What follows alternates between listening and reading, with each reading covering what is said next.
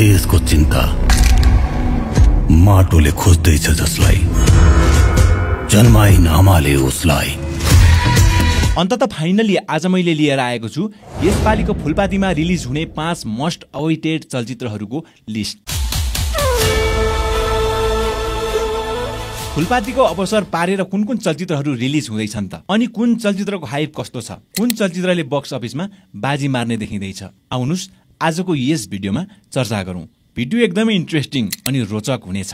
कृपया भिडियोलाई सुरुदेखि अन्तिमसम्म नछुटाई हेर्नुहोला। भिडियो सुरु गर्नुभन्दा पहिला हाम्रो रिभ्यू नेपाल युट्युब च्यानललाई सब्स्क्राइब गर्नुहोला र छेउमा रहेको बेल आइकन दबाउन पनि नभुल्नुहोला। हामी यस्तै ताजा अनि नयाँ नेपाली मुभीहरूको अपडेट र रिभ्यू लिएर आइरहनेछौँ। कुरा हो 2082 साल दशैंको, यानि कि फुलपातीको, जुन समयमा 5 वटा नेपाली चलचित्रहरूको महाभिडन्त हुँदैछ। र ती कुन कुन चलचित्रहरू हुन्, अनि ती चलचित्रमा कुन कुन कलाकारहरू छन्, अनि चलचित्रको हाइप कस्तो छ, कुन चलचित्रले बाजी मार्ने देखिँदैछ त, आजको भिडियोमा हामी यस विषयलाई लिएर चर्चा गर्नेछौँ। पहिला कुरा गरौँ चलचित्र माइती घरको, जुन चलचित्रमा हामीले प्रकाश सपुत, धीरज मगर, उपासना सिंह ठकुरी र केदार घिमिरे अर्थात् माग्ने बुढा जस्तो कलाकारहरूलाई मुख्य भूमिकामा देख्न सक्छौँ भने यस मुभीको डिरेक्टर रहेका छन् मिलन तामाङ, जुन चलचित्रलाई फुलपातीको दिनमा रिलिज गर्ने तयारी भइरहेको छ। यति बेलाको अवस्थामा हेर्ने हो भने यस चलचित्रको हाइप त्यति धेरै बनिसकेको छैन। तर अर्को कुरा, यस चलचित्रको प्रमोसनको लागि मात्र यस चलचित्रको टिमले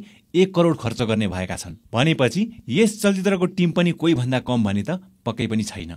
र यस मुभीमा पनि कलाकारहरू एकदमै राम्रो छनौट गरिएको छ। यदि मुभीको स्टोरी दमदार छ भने यस चलचित्रले पनि अन्य चलचित्रहरूलाई राम्रोसँग टक्कर दिन सक्ने देखिन्छ।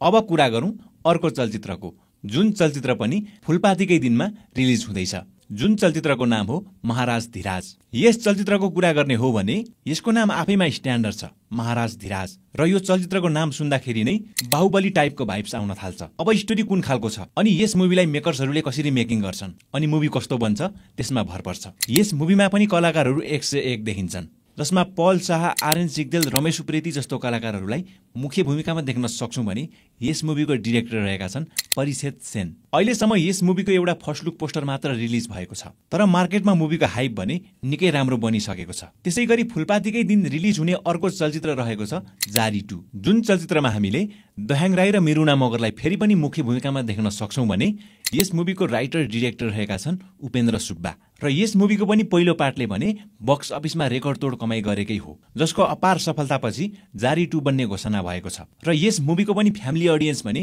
एकदमै राम्रो रहेको छ। यस मुभीले पनि अन्य मुभीहरूलाई एकदमै राम्रो टक्कर दिन सक्ने सम्भावना देखिएको छ। यस मुभीको हाइप पनि त्यसै पनि राम्रो छ। अब कुरा गरौँ अर्को चलचित्रको, जुन चलचित्र रहेको छ हरिबहादुरको जुत्ता, जुन चलचित्रमा हामीले हरिवंश आचार्य, स्वस्तिमा खड्का, प्रकाश सपुत, प्रियङ्का कार्की र मुरलीधर जस्तो कलाकारहरूलाई मुख्य भूमिकामा देख्न सक्छौँ भने यस मुभीको डिरेक्टर रहेका छन् दिपेन्द्र के खनाल। यो एउटा त्यस्तो चलचित्र हो जसको क्यारेक्टर आफैमा फेमस छ, र त्यो क्यारेक्टर बच्चादेखि बुढासम्मलाई मन परेको क्यारेक्टर हो। र हरिवंश आचार्यको पनि फ्यामिली अडियन्समा एकदमै बलियो पकड रहेको छ, जसको कारण यस चलचित्रले पनि अन्य चलचित्रहरूलाई एकदमै ठूलो चुनौती दिन सक्ने सम्भावना देखिएको छ। त्यसै गरी फुलपातीकै दिन रिलिज हुने अर्को चलचित्र रहेको छ बलिदान, जुन चलचित्रको बारेमा खासै भनिरहनु पर्ला जस्तो पनि लाग्दैन। बलिदान भन्ने चलचित्र फुलपातीको दिन रिलिज हुँदैछ भन्ने कुरा सबैलाई थाहा नै भइसकेको छ, र यस चलचित्रको हाइप त्यस्तो छ त्यो कुरा हर कोहीले पनि अनुमान लगाउन सक्छ। जुन मुभीमा हामीले समीर भट्ट, सौगात मल्ल र